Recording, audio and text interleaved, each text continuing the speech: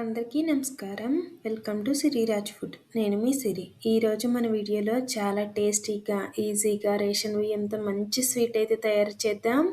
ఈ వీడియో మీకు నచ్చితే తప్పకుండా like, share and subscribe friends. దీనికోసం ముందుగా ఒక కప్పు బియ్యాన్ని నైట్ కానీ లేదంటే 2-3 గంటల ముందే నానబెట్టుకొని ఒక మిక్సీ జార్లో వేసుకొని కొన్ని నీళ్లు పోసుకొని మన వీడియోలో చూపించిన విధంగా పిండి పట్టుకోవాలి. ఇలా పట్టుకున్న పిండిని పక్కన పెట్టేసి గ్యాస్ మీద కళాయి పెట్టుకొని ఒక కప్పు పాలు పోసి పాలు 2-3 పొంగులు వచ్చే వరకు మరిగించుకోవాలి. ఇక్కడ నేను క్రీమ్ పాలు తీసుకున్నాను అన్నమాట. పాలు చిక్కగా ఉంటేనే స్వీట్ టేస్ట్ చాలా బాగుంటుంది. పాలు ఇలా మరిగిన తర్వాత మనం ముందు పట్టి పెట్టుకున్న పిండిని పోసి ఉండలేమీ కట్టకుండా మంచిగా కలుపుకోవాలి. మనం వేసింది బియ్యం పిండి కాబట్టి వెంటనే దగ్గరకు వచ్చేస్తుంది. అలానే ఉండలు కడుతున్నట్టుగా అవుతుంది. కలిపామంటే ఇలా చిక్కగా తయారవుతుంది. ఇందులో మన రుచికి సరిపడా పంచదార కానీ బెల్లం కానీ వేసుకొని కరిగిన తర్వాత ఇలా దగ్గరగా వచ్చిన తర్వాత ఒక గిన్నెలోకి తీసుకోవడమే. ఇందులో మనం కస్టర్డ్ పౌడర్ కానీ పాల పొడి కానీ ఏమీ వేయట్లేదు. ఓన్లీ రేషన్ బియ్యం పిండితోనే చేస్తున్నాం. బియ్యం పిండితో చేసినా కానీ స్వీట్ టేస్ట్ అనేది డిఫరెంట్గా చాలా బాగుంటుంది. పంచదార కరిగి ఇలా చక్కగా స్మూత్గా కోవాలా తయారైన తర్వాత గిన్నెలోకి తీసుకోవడమే. ఈ స్వీట్ అయితే పక్కన పెట్టేసి గ్యాస్ మీద కళాయి పెట్టుకొని 2 కప్పుల పాలు పోసుకొని ఈ పాలు కూడా 2-3 పొంగులు వచ్చే వరకు మరిగించుకోవాలి. పాలు చిక్కబడే వరకు మరిగించుకోవాలన్నమాట.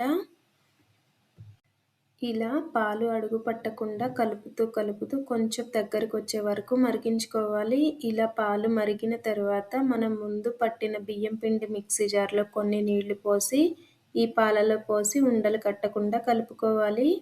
మిక్సీ జార్లో ఎక్స్ట్రా బియ్యం పిండి ఏమీ లేదు. ఆ గిన్నె కడిగి కొన్ని నీళ్లు పోసా అంతే.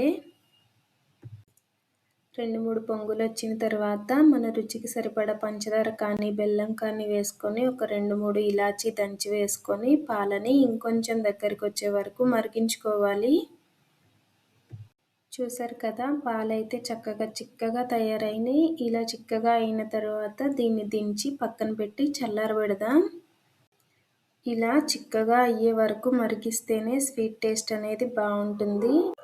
ఇప్పుడు ఒక 5-6 బ్రెడ్ ముక్కలు తీసుకొని వాటి అంచులు బ్రౌన్ కలర్ అంచంతా కట్ చేసుకొని చపాతీ కర్రతో మనం చపాతీ చేసినట్టుగా రుద్దుకోవాలి. ఇలా రుద్దిన తర్వాత మనం ముందు తయారు చేసి పెట్టుకున్న స్వీట్ ఉంది కదా, ఆ స్వీట్ కొంచెం కొంచెం పెట్టి బ్రెడ్ ఫోల్డ్ చేసుకొని ఒక గిన్నెతో ఈ షేప్ వచ్చేలాగా కట్ చేసుకోవాలి.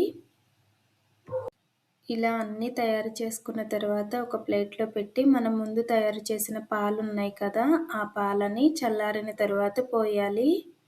మన ఛానల్లో ఇంకా మంచి మంచి వీడియోస్ ఉన్నాయి. కుదిరితే ఒకసారి చూడండి. వీడియోస్ మీకు నచ్చితే తప్పకుండా సబ్స్క్రైబ్ చేయండి. ఇలా చిక్కగా అయిన పాలు పోసిన తర్వాత పైన బాదం కానీ పిస్తా కానీ ఉంటే వేసి ఫ్రిడ్జ్లో పెట్టుకొని ఒక 10 నిమిషాల తర్వాత తిన్నామంటే అసలు ఐస్ క్రీమ్ కూడా పనికిరాదన్నమాట. చిన్నపిల్లలైతే చాలా అంటే చాలా ఇష్టంగా తింటారు. అలానే తక్కువ టైంలో మంచి స్వీట్ అయితే తయారు చేసుకోవచ్చు. ఇంట్లో ఉండే పాలు, బియ్యం, బ్రెడ్ ఉంటే చాలు.